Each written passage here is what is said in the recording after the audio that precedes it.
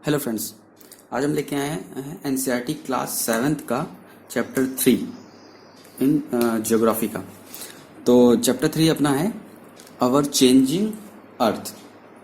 ठीक है। तो अवर चेंजिंग अर्थ मतलब जो अपना अर्थ है, मतलब अपना पृथ्वी है, उसमें जो चेंजमेंट आता है, चाहे वो किस फॉर्म, जैसे वो चेंजमेंट मेनली आता है लिथोस्फेरिक प्लेट के मूवमेंट्स के कारण। तो लिथोस्फेरिक प्लेट मूवमेंट मूव होती है, तो उसकी वजह से कभी कभी हिल्स बनते हैं या कई तरह की और चीज़ें बन होती हैं, जैसे प्लेट्स मूव करती हैं तो अर्थक्वेक आते हैं। तो ऐसे ये सब चीज़ें हम इसमें पढ़ेंगे अभी इन ए ब्रीफ वे। तो first of all start with अपना चैप्टर 3 अवर चेंजिंग अर्थ। तो इसमें ये क्या है कि जो अपना लिथोस्फेरिक प्लेट है, इसके बारे में बात कर चुके हैं। लिथोस्फियर जो है, लिथोस्फियर क्या है? लिथोस्फियर अपना जो अपना बायोस्फियर है, वो तीन उसमें लिथोस्फियर, हाइड्रोस्फियर और एटमॉस्फियर। ठीक है। तो उसमें जो हम लिथोस्फियर की बात करते हैं, तो लिथोस्फियर क्या है? लिथोस्फियर एक मतलब क्रस्ट का पार्ट है। ठीक है। तो लिथोस्फियर क्या है? लिथोस्फियर बाद में क्या होता है कि मूवमेंट के कारण, ठीक है, अर्थ के मूवमेंट के कारण जो लिथोस्फेरिक प्लेट है पूरी, वो कई भागों में टूटी। तो इसका ओरिजिन ये सब वो बाद में पढ़ा जाएगा, आगे की क्लासों में है वो ढंग से, कि अर्थ का ओरिजिन कैसे कैसे हुआ। तो लेकिन यहाँ पे वो सब चीज़ नहीं है। आज सिर्फ इतना है कि जो अर्थ, जो लिथोस्फियर है, लिथोस्फेरिक प्लेट है, वो मूवमेंट के कारण ब्रोक हुई, टूटी। तो कई लिथोस्फेरिक प्लेट में टूट गई। ठीक है। तो जो लिथोस्फेरिक प्लेट हैं, लिथोस्फेरिक कन्वर्ट लिथोस्फेरिक प्लेट में, और लिथोस्फेरिक प्लेट वो चेंज हुई। वो चेंज करती है क्या होता है? उनका जो मूवमेंट होता है, तो उसके से अर्थ सरफेस मूवमेंट होता है। जैसे बोलते नहीं कि कुछ कोई जगह यहाँ पे काफी कई हजारों साल पहले यहाँ पे पानी था, लेकिन अब वहाँ पे जमीन आ गई है। या बोलते हैं जो अपना माउंटेन्स हैं, अपने हिमालय का के माउंटेन थ्योरी है, कि बोलते हैं यहाँ पे बहुत बड़ा पहले समुद्र था, ओशन था, लेकिन अब क्या है, वहाँ पे एक विशालकाय पहाड़ है। तो ये सब यही लिथोस्फेरिक प्लेट के मूवमेंट के कारण होता है। ठीक है। तो इस मूवमेंट के कारण ही क्या आता है, जो अर्थ में, अपने पृथ्वी में चेंजेस आते हैं। ठीक है। तो यही कि movement of lithospheric plate cause changes in earth surface. ठीक है। अर्थ सरफेस में चेंजेस आते हैं। तो और ये मूवमेंट जो होता है, अर्थ का मूवमेंट होता है, जो लिथोस्फेरिक में प्लेट का मूवमेंट होता है, वो किस किस फॉर्म में होता है? तो दो फॉर्म में होता है। एक तो होता है एंडोजेनिक फोर्स और exogenic force. Endogenic force and exogenic force. तो एंडोजेनिक फोर्स क्या होता है? जो एंडोजेनिक फोर्स मतलब जो इंटीरियर फोर्स के कारण होंगे। नाम से एंडो मतलब इंटीरियर, एक्सो मतलब आउटवर्ड्स, या आउटवर्ड्स मतलब पृथ्वी के अंदर तो कोर है, तो वो इंटीरियर पार्ट हो गया। और आउटर क्या? आउटर उसका सरफेस है, तो वो सरफेस फोर्स हो गया। ठीक है। तो दो तरह के फोर्सेस होते हैं, एक इंडोजिनस फोर्सेस और एक्सोजेनिक फोर्सेस। इनके कारण अर्थ का मूवमेंट होता है। तो अर्थ का मूवमेंट दो तरह से होता है। तो अगर हम इंडोजेनिक फोर्स की बात करते हैं, तो इसमें ये दो तरह से फोर्स होते हैं। ठीक है। इसमें एक होता है सडन फोर्स और दूसरा होता है डायस्ट्रॉफिक फोर्स। ठीक है। सडन फोर्स तो समझ में आ रहा है कि अचानक से आने वाला फोर्स। तो अचानक से कौन से फोर्स आते हैं? या तो वोल्केनो आता है, ठीक है, अचानक से इरप्ट हो जाता है, या अर्थक्वेक आता है, या लैंडस्लाइड। ये सब मतलब सडन होने वाली चीजें। ठीक है। तो इसलिए इसे सडन फोर्स बोला गया। और वो भी इंटीरियर ऑफ अर्थ की वजह से होता है, ये अर्थ के अंदर मूवमेंट के कारण होता है, तो इसे सडन फोर्स बोलते हैं। वो भी एंडोजेनिक फोर्स का पार्ट है। एंडोजेनिक में अगर डायस्ट्रॉफिक फोर्स की बात करता हूँ, तो वो होता है स्लो मूवमेंट्स के कारण। स्लो मूवमेंट्स कैसे होंगे? स्लो मूवमेंट्स जैसे स्लो मूवमेंट का जो मूवमेंट होगा अर्थ का, तो उसके वजह से माउंटेन बनते हैं। ठीक है। स्लो मूवमेंट की वजह से माउंटेन्स बनते हैं, छोटे छोटे माउंटेन्स बनते हैं। जैसे माउंट एवरेस्ट बोला था कि यह कुछ मतलब हर साल कुछ बढ़ता है। ठीक है। तो ये कुछ बढ़ के इसकी हाइट बढ़ती जाती है। तो ये इसी लिथोस्फेरिक प्लेट के मूवमेंट के कारण ही बना हुआ है। दूसरा होता है एक्सोजेनिक फोर्स। ठीक है। तो एक्सोजेनिक फोर्स भी अर्थ के मतलब अपने अर्थ के चेंजमेंट का एक कारण है। तो एक्सोजेनिक फोर्स में आता है इरोजन एंड डिपोजिशन। अगर सरफेस में क्या होता है? सरफेस में इरोजन या डिपोजिशन ही हो सकता है। या तो इरोड हो रहा होगा चीज हो, या तो कुछ डिपॉजिट हो रही है। तो ये सारा किसकी वजह से होता है? या तो रिवर की वजह से होगा, या विंड की वजह से होगा, या सी वेव्स की वजह से होगा, या ग्लेशियर्स की वजह से होगा। यही 4 चीज़ें हो सकती हैं, यही चीज़ें हैं मेन, कि रिवर होगा, पानी, पानी के साथ क्या, पानी फ्लो हो रहा है, रिवर फ्लो हो रही है, तो अपने साथ सेडिमेंट्स भाग के ले आती है, तो कहीं कहीं डिपॉजिट करती आती है। तो वो एक क्या है, वो अर्थ का मतलब सरफेस, यूनिफॉर्म सरफेस को वहाँ पे चेंज करेंगे, हो सकता है वहाँ धीमे धीमे सेडिमेंट जमा होते ना, प्लेन हो जाए, या प्लेन से कुछ थोड़ा सा हिल टाइप में पोजीशन बन जाती है, धीमे धीमे सेडिमेंट डिपॉजिट होते रहते हैं।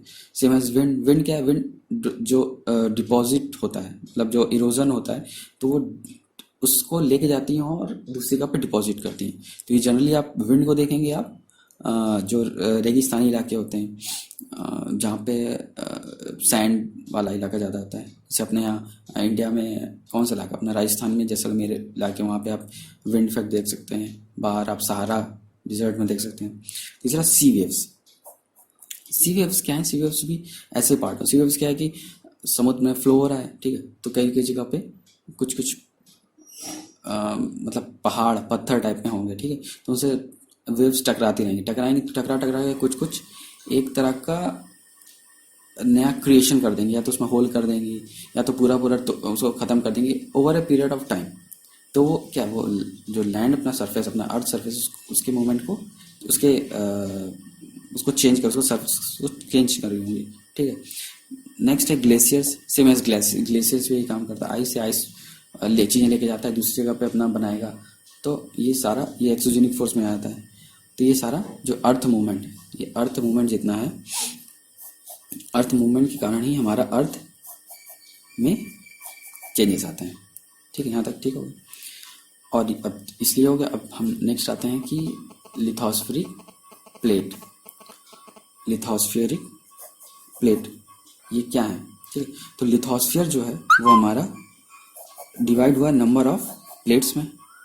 लिथोस्फीयर डिवाइड हुआ है हमारा नंबर ऑफ प्लेट्स में, इन्हीं लिथोस्फीयर प्लेट्स बोलते हैं।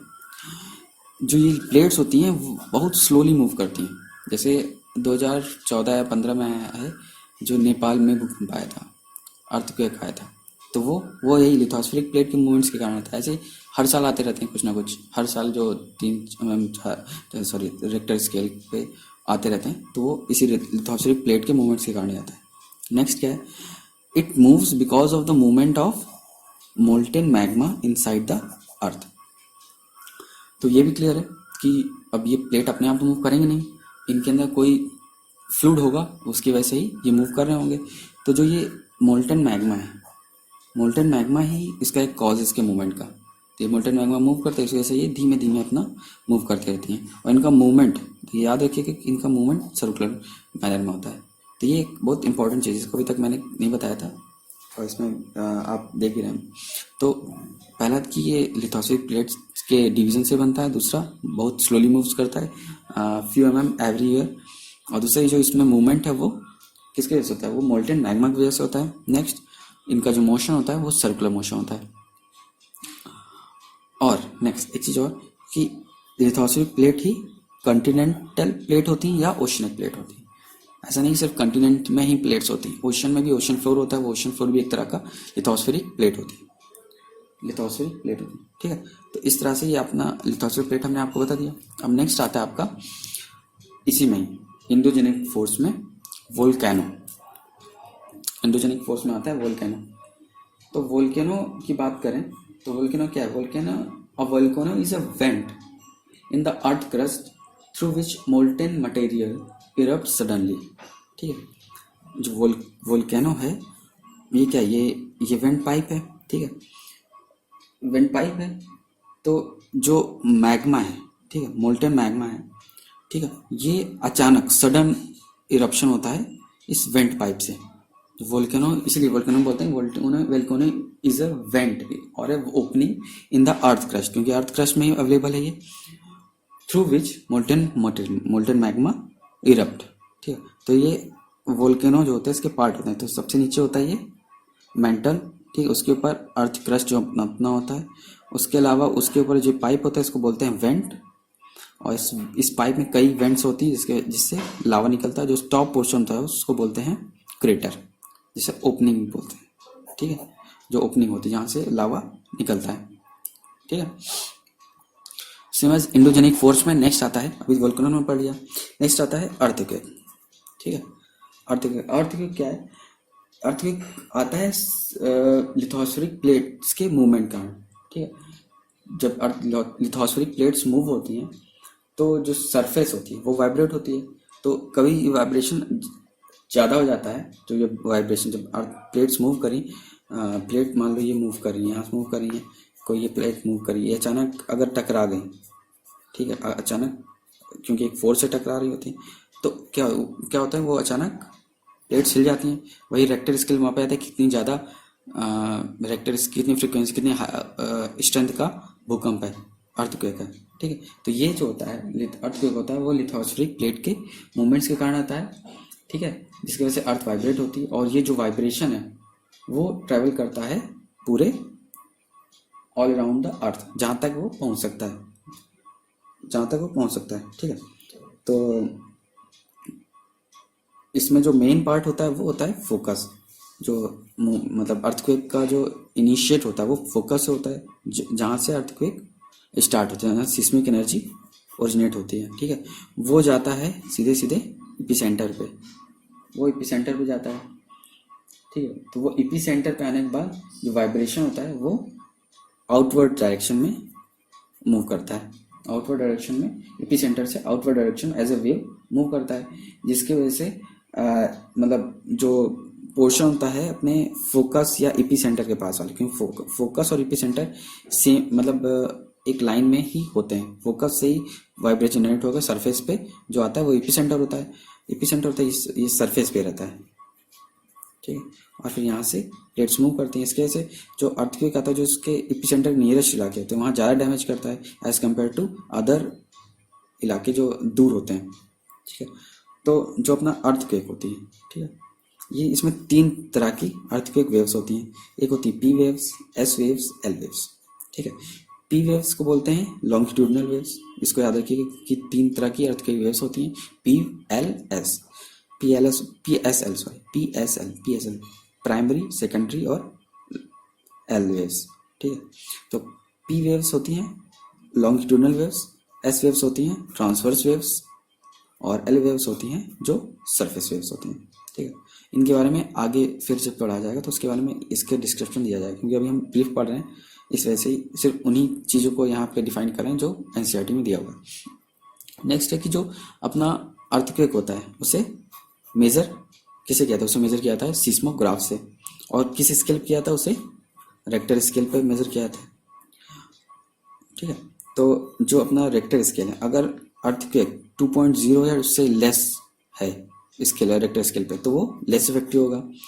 अगर 5 और 2 के बीच में है तो वो डैमेज करेगा, जैसे हिली थिविली, ठीक है, उसका डैमेज होगा, कुछ चीज़ें गिरी उसकी वजह से डैमेज होगा, लेकिन कोई बड़ा डैमेज नहीं करेगा। लेकिन अगर 6 और 6 से अबव है तो सबसे स्ट्रांग होता है, मेजर अर्थक्वेक माना जाता है, ठीक है, उसकी वजह से काफ़ी नुकसान होता है। तो ये अर्थ 6.0 रेक्टर जहाँ जिस जगह पे आ रहा होता है वहाँ पे काफ़ी नुकसान होता है, ठीक है। नीचे मैंने वही लिखा है कि अर्थ जो शुरू में आपको बताया गया, earthquake cause due to the movement of lithospheric plate due to which surface of earth vibrates, this vibration originate at focus and then come closer to epicentre, and after epicentre is at the surface of the earth through which plates are moved away from that epicenter, due to which more damage occur at near the epicenter as compared to the far from the plate. For example जो अपना earthquake आया था India में 2001 में, सबसे खतरनाक earthquake भुज में, तो वो 6.9 जो भुज में आया था, जो अर्थक्वेक भुज में आया था। भुज कहाँ पे है, गुजरात में है, ठीक है। तो वहाँ पे जो आया था वो रेक्टर स्केल था 6.9, और ये आया था 26 जनवरी 2001 में। तो इसकी वजह से बहुत नुकसान हुआ था, काफ़ी खतरनाक था। 6.9 एक मेजर अर्थक्वेक है, तो इसकी वजह से बहुत काफ़ी नुकसान हो गया था। तो एक ये पार्ट हो गया। नेक्स्ट हम आते हैं कि जो मेजर लैंड फॉर्म्स जो बनते हैं, तो अभी तो हम लोगों ने देखा था कि एंडोजेनिक फोर्स की वजह से फोर्स कैसे कैसे आते हैं। तो दो ही में हम लोग पढ़े कि एक तो हो गया वोल्केनो, दूसरा अर्थक्वेक। बाकी तीसरा क्या था, तीसरा था हमारा तीसरा था हमारा लैंडस्लाइड। तो लैंडस्लाइड तो अपना मूवमेंट कारण होता है, उसके लिए कुछ बताना नहीं, उसका कोई मेजर पार्ट नहीं होता है। उसके अलावा जो अपना डायस्ट्रॉफिक फोर्स था बिल्डिंग मूवमेंट, वो प्लेट्स मूवमेंट कारण उसके हम बता चुके थे। अब हम नेक्स्ट आते हैं कि जो लैंड मेजर लैंड फॉर्म्स बनते हैं क्योंकि एक्सोजेनिक फोर्स के कारण, ठीक है। तो मेजर लैंड फॉर्म्स जो बनते हैं तो क्या, landscape is being continuously worn away by weathering and erosion. मतलब जो अपना लैंडस्केप होता है, जो मतलब अर्थ सरफेस होता है, वो कंटिन्यूसली चेंजेस होता है, मतलब चेंजेबल होता है, ठीक है, ड्यू टू वेदरिंग के कारण और इरोजन के कारण, ठीक है। और वेदरिंग इरोजन है क्या? वेदरिंग मतलब breaking up of rock on earth surface. मतलब वेदरिंग का मतलब है जो अर्थ सरफेस पे जो रॉक्स हैं, ठीक है, उनका जो वेदरिंग हो, मतलब उनका टूटते रहते हैं हल्के हल्के, ठीक है, तो उसको बोलते हैं वेदरिंग। और इरोजन क्या है? इरोजन है वेयरिंग अवे ऑफ लैंडस्केप, ठीक है। तो दोनों अलग लीजिए, एक वेदरिंग है जिसमें रॉक ब्रेक होते हैं अर्थ सरफेस पे, और दूसरा है इरोजन। नेक्स्ट, तो इसमें आता है, तो ठीक है, ये हो गया वेदरिंग और इरोजन। वेदरिंग मतलब ब्रेकिंग ऑफ रॉक, वेदरिंग मतलब वेयरिंग अवे ऑफ लैंडस्केप। तो और लैंड फॉर्म होने की वजह इरोजन और डिपोजिशन भी है, सही बात भी है। और इरोजन डिपोजिशन किस वजह से होता है? रिवर, विंड, ग्लेशियर्स एक्सेट्रा, ठीक है। तो ये किसकी वजह से? ये इरोजन और मतलब इरोड होगा तभी डिपॉजिट होगा, ठीक है। तो क्रिएट लैंड फॉर्म्स। अब हम आते हैं कि इरोजन डिपोजिशन की वजह से आता कैसे कैसे, जो अपने मेन कैरियर्स हैं, ठीक है। तो सबसे पहला कैरियर अपना वर्क ऑफ रिवर। अपना रिवर किस तरह से लैंड फॉर्म करने में मदद करता है, ठीक है। तो कैसे करता है कि running water Erode the landscape, सही बात भी है। पानी जहाँ जहाँ से गुजरेगा, ठीक है, तो जहाँ जहाँ चाहे वहाँ पे कोई रॉक हो या सॉइल हो तो उसको इरोड करता ही जाएगा, कुछ ना कुछ पार्टिकल उससे लेते ही जाता है, भले माइक्रोन्स में लेके जाए पार्टिकल, ठीक है, लेकिन वहाँ से लेके जाएगा। तो जो रनिंग वाटर है वो इरोड करता है लैंडस्केप को, ठीक है। अब इसमें कुछ कुछ टर्म जैसे वाटरफॉल। तो वाटरफॉल क्या होता है? Waterfall when river tumbles at steep angle over very hard rock और down a steep valley side, it forms a waterfall, ठीक है। जब वाटर मतलब अपना पानी अचानक सडनली फॉल करता है, मतलब यहाँ से रिवर बह रही है, यहाँ लैंड फॉर्म खत्म हो रहा है, यहाँ अचानक गिरा, ठीक है, तो यही यही से हो जाए। अचानक स्टीपी होगा तो स्टीपी होगा तो भी वो वाटरफॉल होगा। सडन वाटरफॉल, सडनली गिर रहा है पानी तो उससे भी वो एक वाटरफॉल का टाइप ही है, ठीक है। तो वाटरफॉल ऐसे बनते हैं। मींडर्स क्या होते हैं? मींडर्स होता है कि twist and turn of flowing river. जो अपना नदी ऐसे ऐसे मूव करती है, नदी का मूवमेंट ऐसे ऐसे जो मूव करता है, ठीक है, twist and turn of flowing river is called meander. अब इस मेंढर की वजह से क्या क्या चीज़ आती हैं, जैसे due to meander, due to continuous erosion and deposition along the side of the meander, along the side of meander, end of the meander, a loop come closer and closer, ठीक है। जब नदी मूव करती आती तो यहाँ बड़ी होती है, तो due to twisting and turned काफ़ी समय के बाद ये कम क्लोजर एंड क्लोजर होती जाती है, ठीक है, डिपोजिशन के कारण। क्योंकि अपने साथ यहाँ पे सॉइल ली, ठीक है, या इसको यहाँ पे जमा करती है, तो ये क्या है, धीमे धीमे ये एकदम मतलब बहुत इसकी जो विड्थ होगी एकदम छोटी हो जाती है, ठीक है। तो वो इस मेंढर की वजह से आ जाता है, ठीक है। तो जिसकी वजह से in due course Mendhar loop cuts of from the river and forms a cut off lake, जिसे ऑक्सबो लेक भी कहते हैं, ठीक है। तो अगर कोई पूछे कि ऑक्सबो लेक फॉर्मेशन का मेन कॉज क्या है, तो वो मेन कॉज क्या है? वो है मेंढर। वो क्या है? मेंढर, ठीक है। अभी मेंढर होगा, इसके अलावा कुछ और इसमें टर्म्स हैं जैसे फ्लड प्लेन्स। अब फ्लड प्लेन्स, अब जब ये रिवर फ्लो होती है, ठीक है, अपने साथ डिपॉजिट्स लेके चलती है, सेडिमेंट्स लेके चलती है जो डिपॉजिट करती जाएगी, तो इसकी वजह से ये यहाँ पे जो प्लेन्स बनता है, ठीक है, यहाँ गया पानी अपना इसमें फ्लो कर दिया, जिससे यहाँ प्लेन बनेंगे, वो क्या होगा? वो फ्लड प्लेन्स होंगे, ठीक है। नेक्स्ट, और इसमें क्या पॉइंट्स हैं, जैसे as the river approaches to sea, as the river approaches to sea speed decreases and river break into number of stream. ठीक है, चाहे कोई भी आप नदी को देख लीजिए, जब at the end of its deposition to sea या इट्स फिनिश टू सी, जब खत्म हो रही होती है तो ये कई पार्ट्स में डिवाइड हो जाती है। जैसे गंगा जी है, तो गंगा जी वहाँ जब बंगाल खाड़ी में गिरती हैं तो उससे पहले कई पार्ट्स में डिवाइड हो जाती हैं, कई पार्ट्स में ऐसे ऐसे डिवाइड होती हैं, फिर जाके एक जगह पे मिलती जाती हैं, जिसकी वजह से कई डिस्ट्रीब्यूटरी होती हैं, तो वो डिस्ट्रीब्यूटरी ध्वनि में सेडिमेंट्स वहाँ पे डिपॉजिट करती जाती हैं, और वो सेडिमेंट इतने ज़्यादा बड़े मात्रा में होता है कि वहाँ पे वो डेल्टा क्रिएट करता है।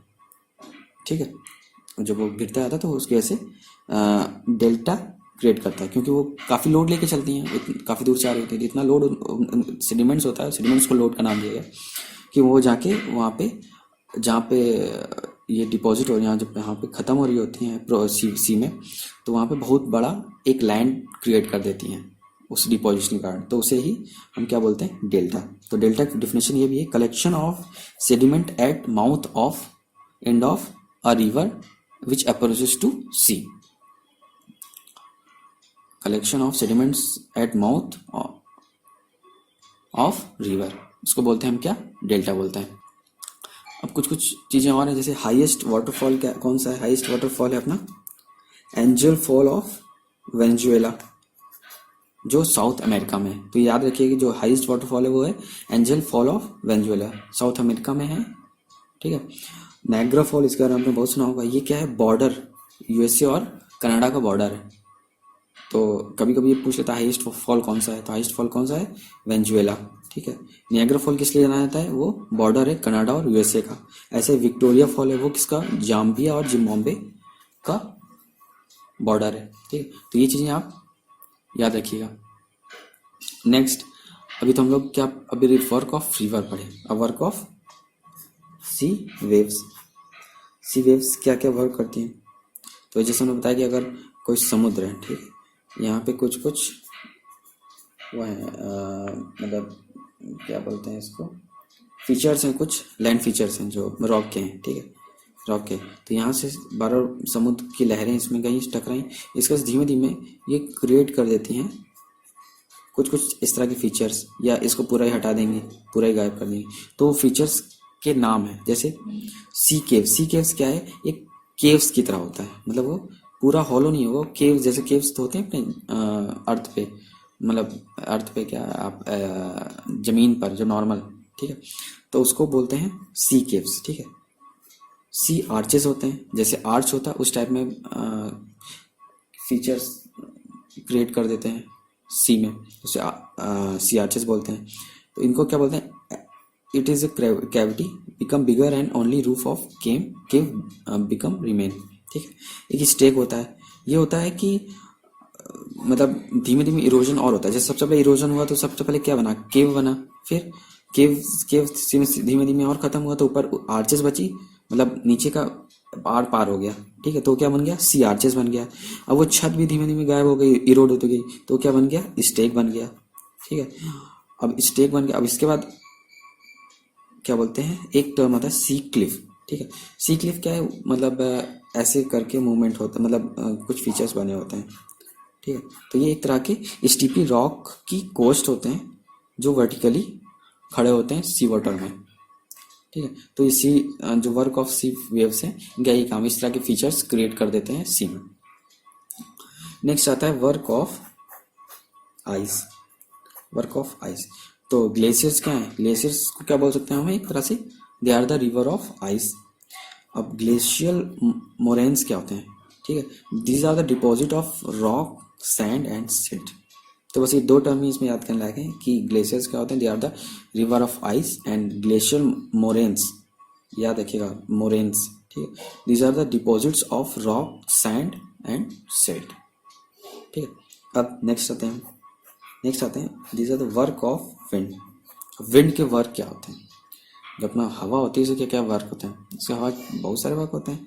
अब हवा चली तो रेगिस्तानी इलाकों में सबसे ज़्यादा इसका काम होता है, तो वहाँ ये क्रिएट करती है मशरूम रॉक। मशरूम रॉक ये कहाँ क्रिएट करती हैं, डिजर्ट लैंड में। ठीक है, रेगिस्तानी इलाकों में। ठीक है, वो क्या करती हैं, जैसे मशरूम होता है, मशरूम तरह का क्रिएट कर देती हैं, ऐसे नीचे नीचे से हवा से सैंड चली आती है, ये ऐसे क्रिएचर क्रिएट हो जाता है। ठीक है, तो उसे बोलते हैं mushroom rock. Sand dunes, sand dunes क्या है, ये एक तरह से लो हिल्स हैं। अब सैंड कहीं कहीं ऐसे इकट्ठा हो गई तो ये छोटे छोटे हिल की तरह होते हैं, तो इन्हें बोलते हैं सैंड ड्यून्स। ठीक है, नेक्स्ट इसमें टर्म है लोएस। लोएस क्या, loess this when sand deposit in large areas, तो उस मतलब तो उसे क्या बोलते हैं, लोएस। ठीक है, फॉर एग्जाम्पल जो चाइना में, China have a large deposit of loess.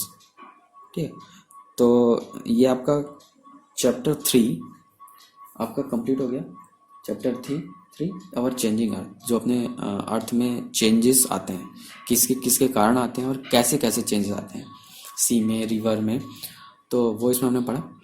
तो इसमें अगर आपको कोई डाउट हो तो आप कमेंट में लिख सकते हैं, और आपको इसमें कुछ और इन्फॉर्मेशन चाहिए तो भी आप लिख सकते हैं, हम उसको आपको प्रोवाइड कर देंगे। और हमारा एक टेलीग्राम चैनल भी है क्वेश्चन आर करके, तो आप उसमें भी काफ़ी कंटेंट है करंट अफेयर और काफ़ी रिलेटेड, तो आप उसमें भी आके चीज़ें देख सकते हैं। So please like, share, comment and never miss press bell icon. Okay, thank you.